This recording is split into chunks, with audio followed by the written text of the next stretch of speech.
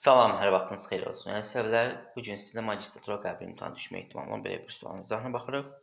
Baxın, sualımızın həll qaydası necədir? Deməli, burada 3 ilə 4-ü toplayırıq, vurduq 2-yə, alındı 14. Yazdıq bura. Sonra isə 7 ilə 1-i topladıq,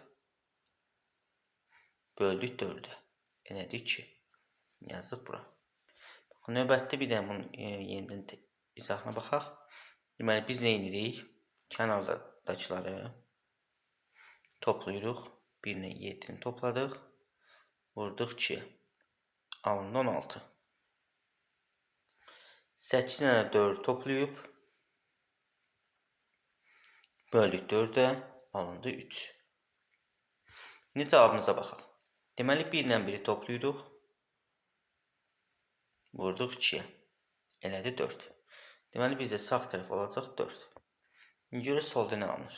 Sol tapmaq üçün də 8 ilə 8 toplayırıq.